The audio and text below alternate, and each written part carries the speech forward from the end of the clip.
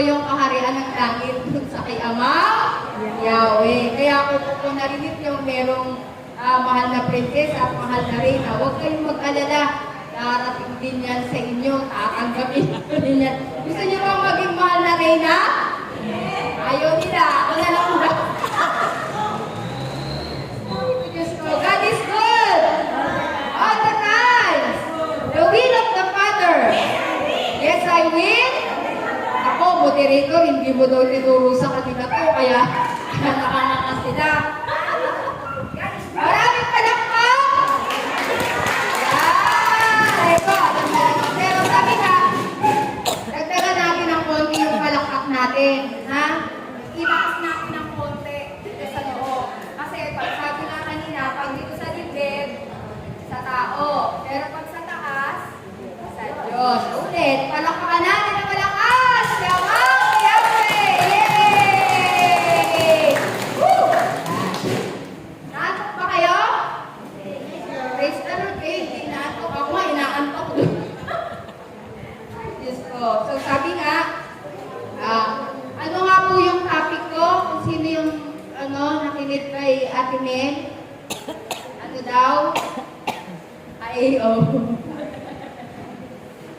Pagtanggap ng kapangyarihan dila mula sa Amen. Pagtanggap daw po ng kapangyarihan sa dila mula sa Espiritu Santo. May dila po ba kayo mga kapatid? Pero nagsalita ang kami, talagang sister. Hindi, nagpapatawa ako na tapakan. Yan, kasi nga, meron kasi ipinapangako ang Diyos para sa ating lahat. Gusto niyo bang malaman kung ano yung pangako ng Diyos?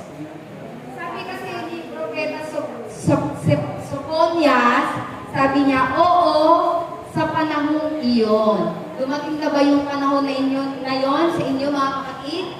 Hindi pa. Pero huwag kayong mag-alala. Darating din yung panahon na yan. Antay-antay lang.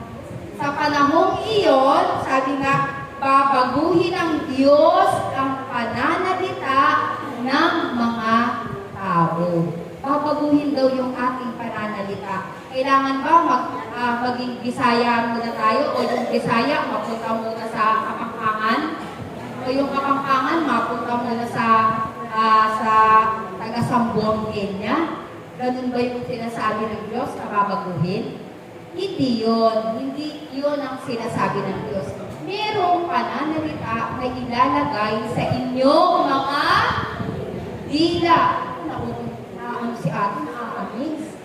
Sobrang titig sa akin ni ate, ano kaya yung pananalita? Sabi ni ate. Gusto mo na malaman? O kaya, diba? Meron daw, babaguhin ang pananalita ng mga tao at bibigyan ko sila ng dilang malinis. Nag-toothbrush na ba kayo? Sinama niyo ba yung mga dila? Amen. Sinasama yung mga dila. Pero, hindi yan yung typical na paglilinis ng Diyos sa ating panahon. Kasi nga, kung titignan natin, ang ating mga dila daw, meron daw tayong dila. Ano sa tingin niyo yung mga dila, no? Ayoko sumagot kay ano ba dila? Dila sama. Bakit sabi niya natin? Dila mapang yun! Palakpakan natin ang malakas ang ating Panginoon. Yan! Meron tayong mga ganyan dila. Huwag lang di. May makita yung ating mga mata. Amen ba? Pag pinakita nyo ka gano'n, isang sulyap lang yan. Asahan mo yung dila mo kasunod na. Amen ba? Hindi nakakaranas nun. Wala. Praise the Lord. Palakpakan natin na malakas ang ating Panginoon. Yan. Ayan yung dila. Yan yung dila natin. Minsan, ang dila natin ay nagiging makapuska. Amen ba? Minsan, ang dila natin ay nagiging dahil. Yan. Dila natin yan eh. Taglay na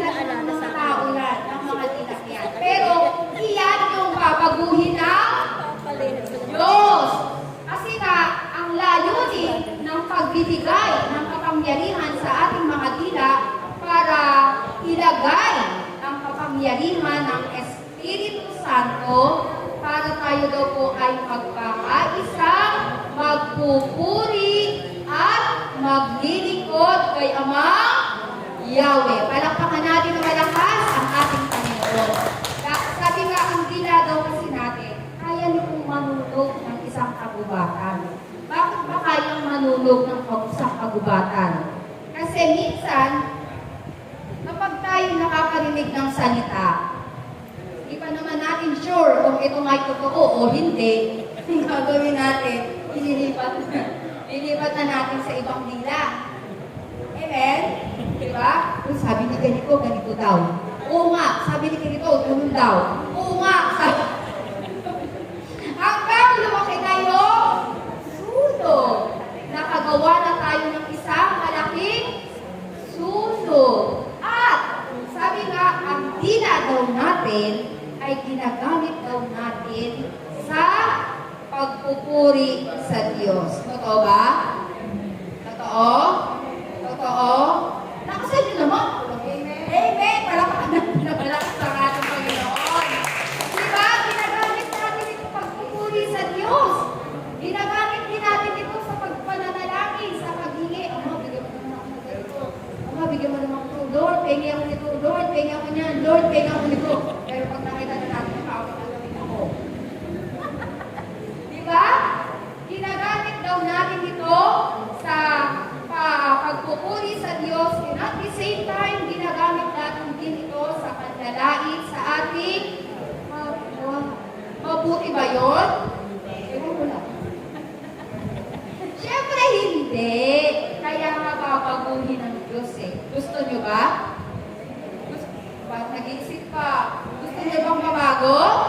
Amen! Palakpakan natin ang malakas ang ating Panginoon. Sino babaguhin ng Diyos sa pangako niya ni Propeta Zephanias? Yan ang kanyang pangako na ang ating mga dila ay babaguhin niya sa panahong iyon.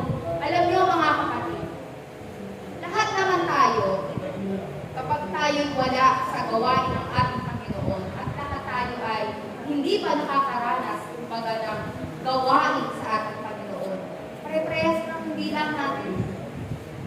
Amen ba? Bilang, madaming kuda, maraming kwento. Amen ba? Pero alam nyo, ganyan din dati yung bila ko. Diba?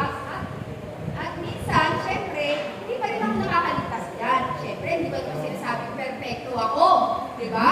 Hindi ako nakakaligtas yan. Pero sabi nga, alam nyo, may panahon sa buhay ko na ang aking pananalita ay binago ng Diyos. Amen ba? Amen. Letilia, Lemorea, Halia, Kriyato.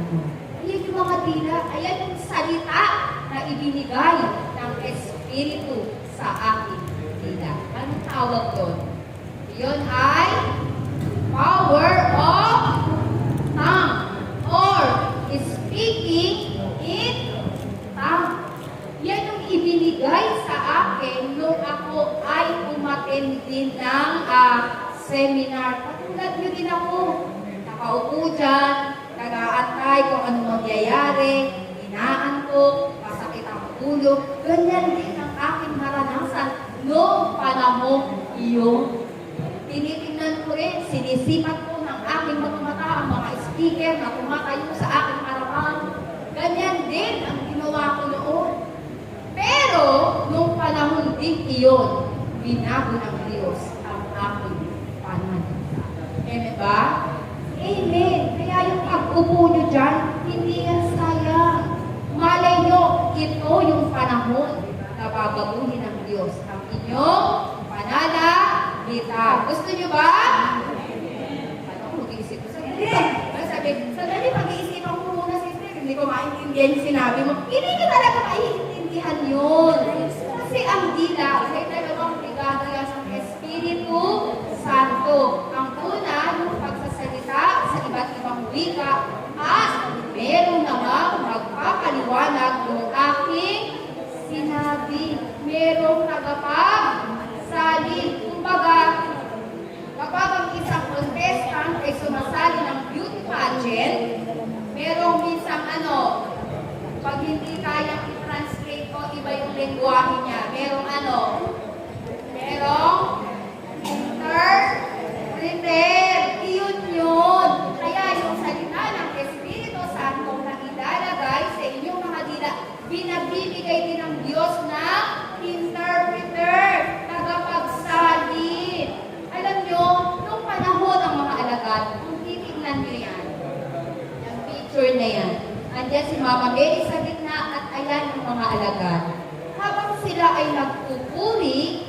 lamang Yahweh noong mga panahon na yon.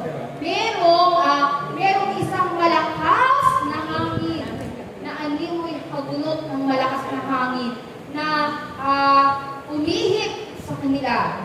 At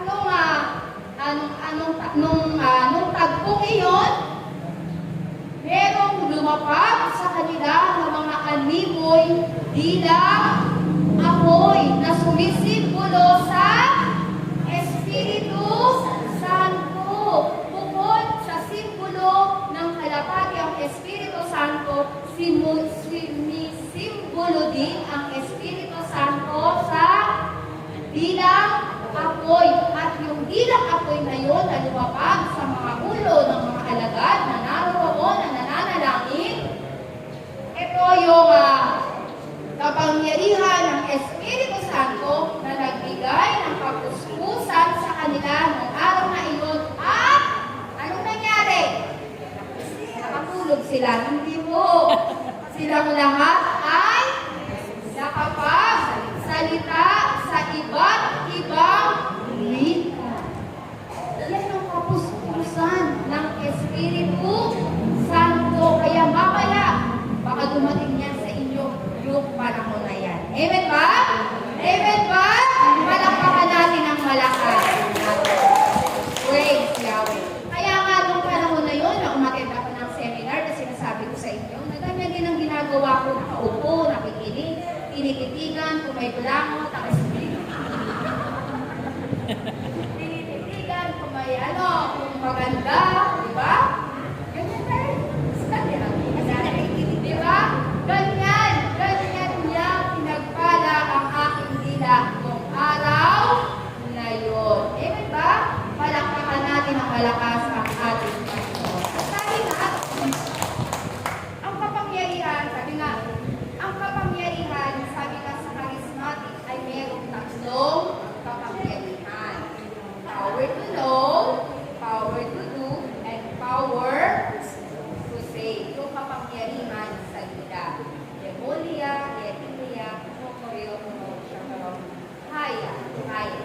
Yan yung kapangyarihan sa dila. Sino nagbigay sa akin yan? Ang Espiritu Santo. Katulad ng pagbibigay niya sa mga alagad noong panahon ng Pentecost. Yan ang ibinigay sa kanilang kapangyarihan sa dila. Sabi ba, ang Espiritu Santo, sino po ang Espiritu Santo, mga kapatid? Ang Espiritu Santo ay ang kapangyarihan ng Diyos. Kasi bakit? Yung sinabi na Amang Yahweh, yung sinabi ng Diyos Ama, magkaroon ng magandang mga sister. Diyos, magtuwa. May sinisigaw ito, no? Diba? Magkaroon ng mga puno. Nagkaroon ba? Amen. Magkaroon ng dagat. Nagkaroon ba? Amen. Nagkaroon. Naroon ang Espiritu Santo na siyang taglay ng Diyos Ama na siyang kapangyarihan ng Diyos. Iyon ang Espiritu Santo. At ang Espiritu Santo din ang ating gabay at patnubay. Siya yung nagdidikta sa'yo. O sige, umatin ka ng seminar. Maganda ito para sa'yo. Makakagulong ito para sa'yo. Amen ba? Ayan yung nagdidikta sa mga mabubuti nating ginagawa. Amen ba? Kapag mali ang gagawin mo, oy, huwag ka niyan, mali yan. Diba? Kaya ayan yung kakayahan o kapangyarihan ng Espiritu Santo na kaya lang baguhin ang ating pananalita. Yun na nga mga kapatid, sa panahon ito, sabi nga, hindi po lahat ay, sabi nga, may mga ipinagkakalo ang Diyos. Sabi ko nga, pagkasalita sa iba't ibang wika, at meron namang tagapagsalin, at meron din mga tagapagpakaya, kalooban ng Diyos. Iba't iba po ang kaloob. Iba't iba ang ibinibigay ni regalo, pero iisang Diyos lang ang nagbibigay. Sino yun? Espiritu Santo. Sabi nga, ang Espiritu Santo, nasa atin na po yan. Kailan po natin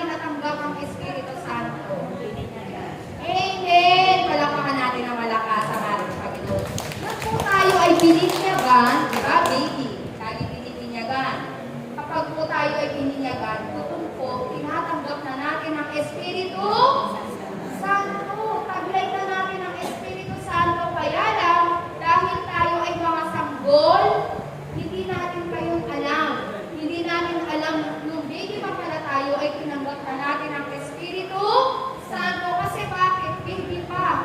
Wala tayong kakayahan o wala tayong alam. Ito yung tinatawag na passive acceptance o yung lamig na pagtanggap. Tinanggap natin ang Espiritu Santo na wala tayong kamalayan. Kasi ang alam lang natin doon, umiyak. Amen ba? Kapag nagutom, nung time na yon, dumete. Diba? Amen ba? Amen? Palakpakan natin ang malakas ang ating. Kaya nga, sabihin na natin ang Espiritu Santo noon pa lang. Nasa atin na yan. Kaya nga, kung darating ng panahon sa atin, ang ating mga dila ay baguhin ang ating pananalita. Praise the Lord. Amen ba? Sapagkat tayo ay nakikiisa sa pagpupuri, sa pagsamba, at sa paglilingkod sa Diyos. Amen ba? Gusto niyo ba maglingkod? Pag-iisipan ko muna. Diba? Masarap kaya maglingkod. Masarap mag-serve. Masarap mag-serve sa ating Panginoon. Bakit? Payayamanin niya tayo. Gusto niyo bang yumaman? Iyan kayong isang kapangyarihang ilalagay sa inyo ng Diyos. Yung kung ano yung sasabihin mo, ito yung mangyayari. Bakit? Ilagyan na ng kapangyarihan ng iyong dila. Sabihin niyo, yayaman ako. Ayaw natin. Si ate gusto niya. Ba't yung iba walang sumagot? Ayaw niyong yumaman? Gagaling ako! Gagaling ako. Yan. Pag sinabi natin, gagaling ako. Pero, hindi natin pwedeng sabihin niya ng basta lang. Gagaling ako. Pero dapat kasi lalagyan natin niya ng pananampalataya. Hindi lang naniniwala. Oo, naniniwala ako. Ang Diyos, magagagot yan. Pero wala naman tayong faith.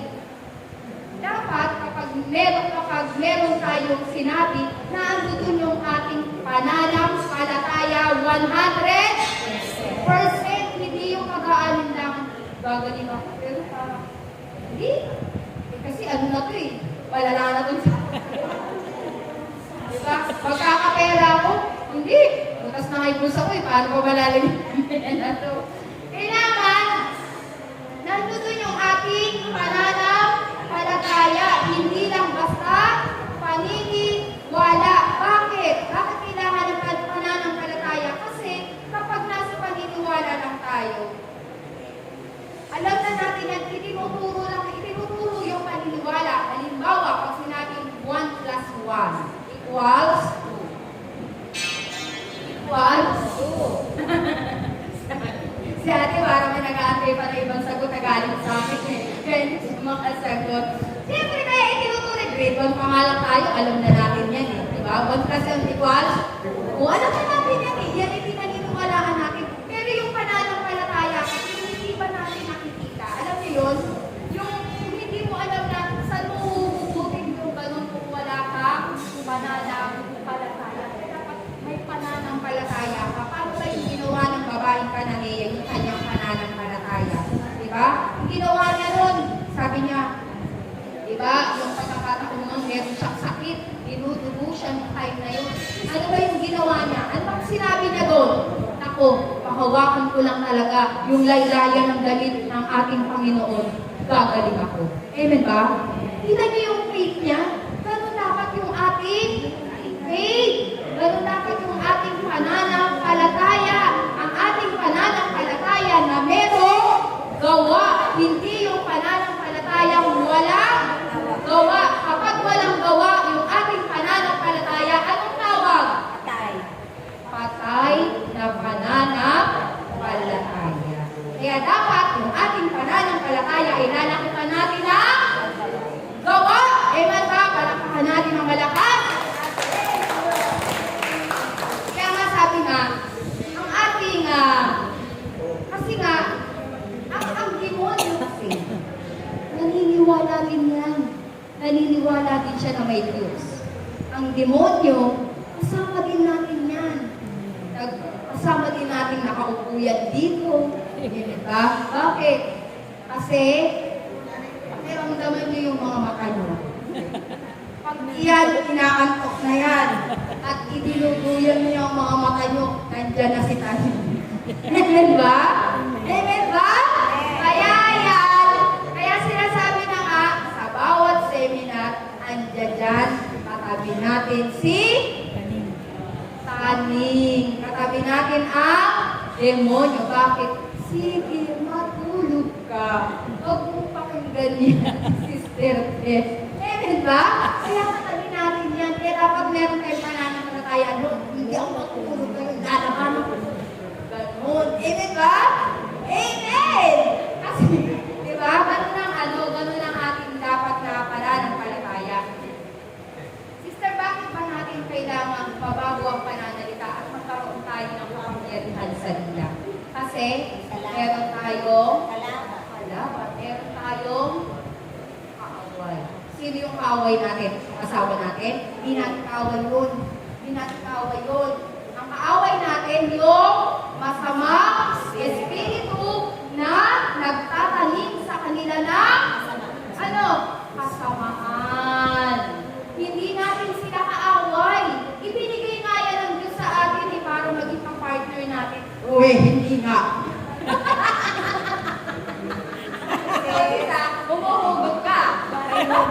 Bawal mo na hugot ngayon. Ikaw kaya mo muna kay Lord.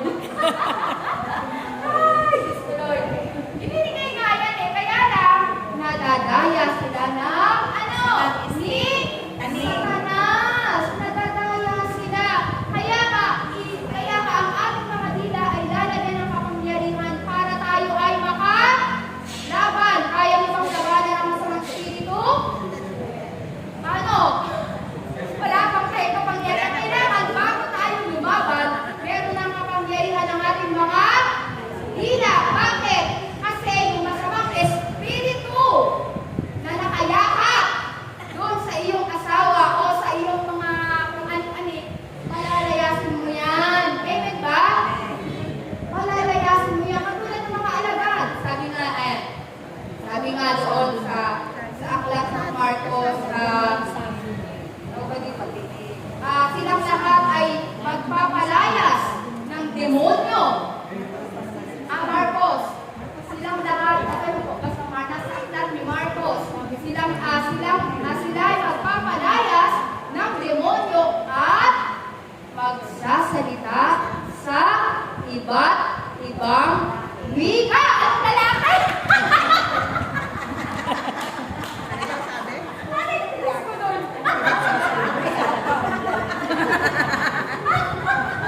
O, di nawala yung antok mo. O, diba? Diba? Sabi nga sa aklat ba? Bible ba? Bible. Bible ba? Bible. Sabi nga sa Bible, sa Marcos,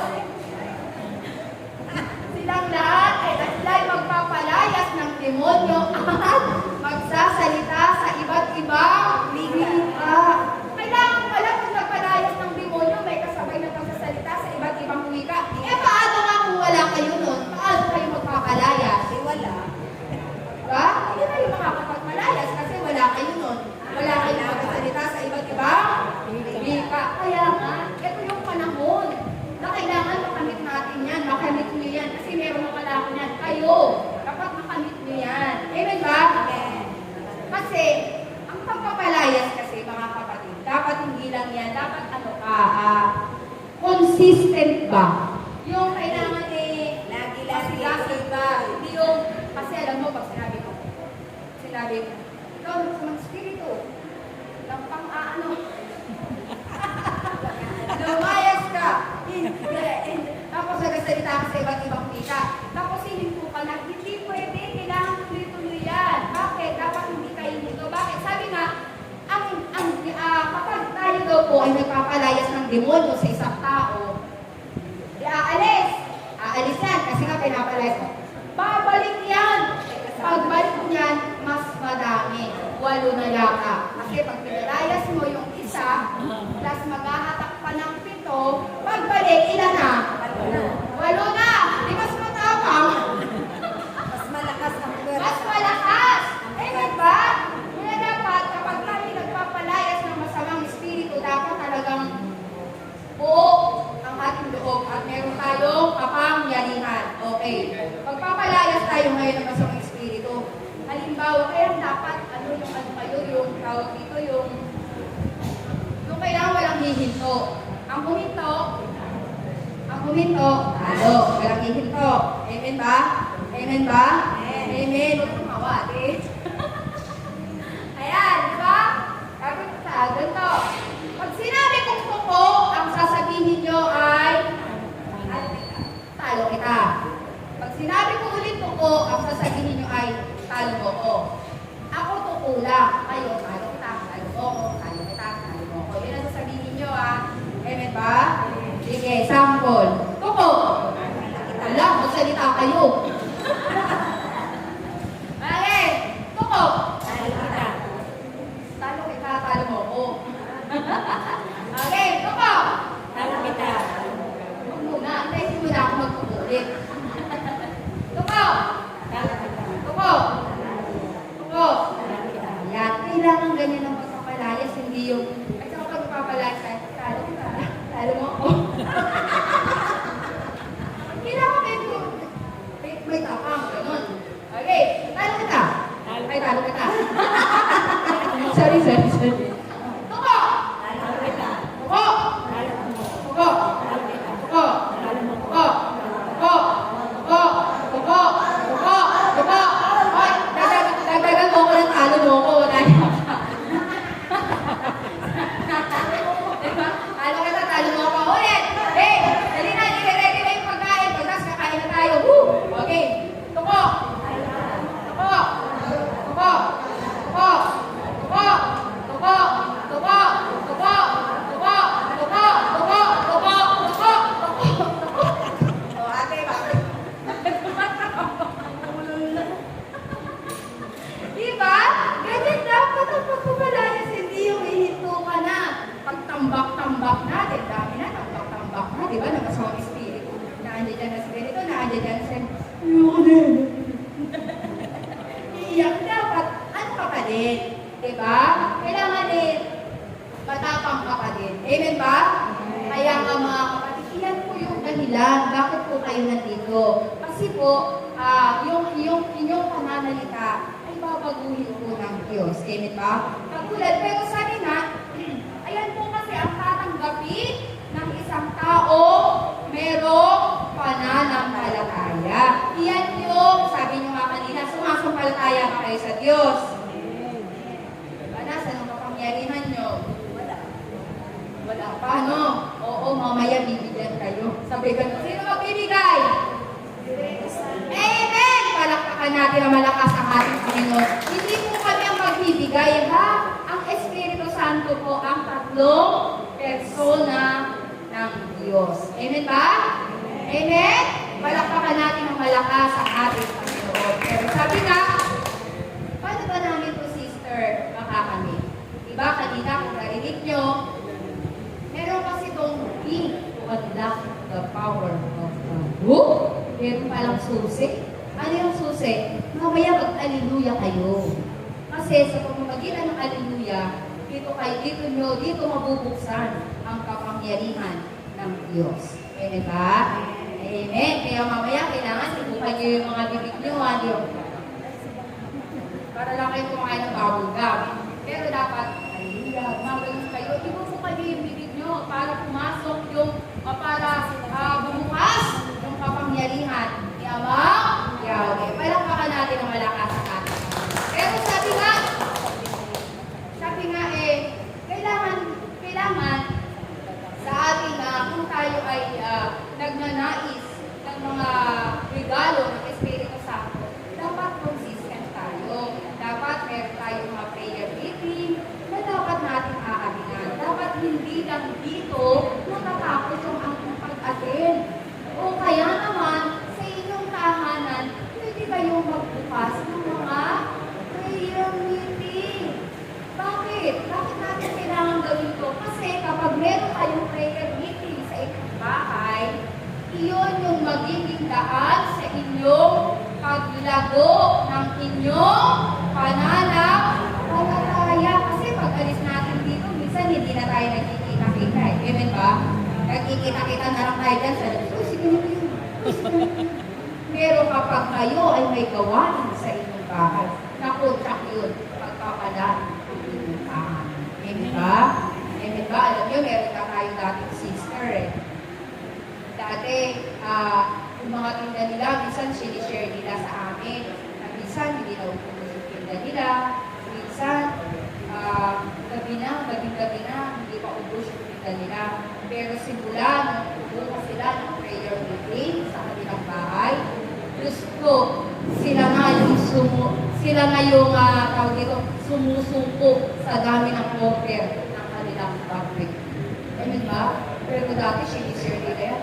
Kaya, habang nag-prayer meeting kami, lagi namin ipinipray na sana ang Yahweh magpadala po kayo ng mga customer na nakakititig sa kanilang mga manila. And praise the Lord. Minsan lalo pag January, Diyos ko, tambak yung naka-line up nilang order dyan. December. Italian ko papala ng Diyos kasi doon po kayo lalago. Doon po lalago ang inyong pananampalataya. Kaya dapat hindi lang kayo hihinto sa pagkakaupo nila. Tapos wala lang. Pag nakita na tayo, hi! Dapat po ganun po yung gagawin ko. Isa po yun sa inyong paglago bilang pananampalataya ni Ama Yahweh. Palakpakan natin ang malakas ang ating Panginoon. At doon po sa gawain ng ating kaming gabi sa ating tahanan, doon po babaguhin tayo ng Diyos. Unti-unti. Amen ba? Kung dati sobra tayong magagalitin, kung dati sobra tayong iinitin ang ulo natin, kung dati hindi tayo marunong magkakawat sa pamamagitan ng ganung gawain, doon tayo babaguhin ng Diyos. Doon tayo bibigyan ng Diyos ng bagong buhay sa mga ganung gawain. Gusto niyo yun? Amen. And at the same time, hindi lang yun ang ibibigay ng Diyos sa inyo, kundi yung pagpapala ng inyong angkan.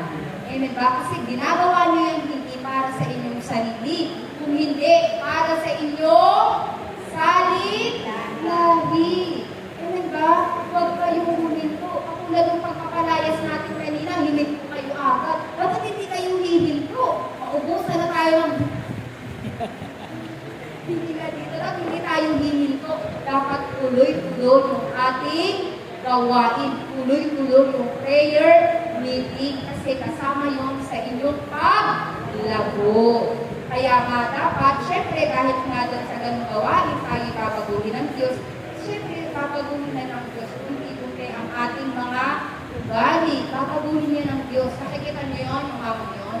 Uy, nakayelo na yan. Nagturo eh.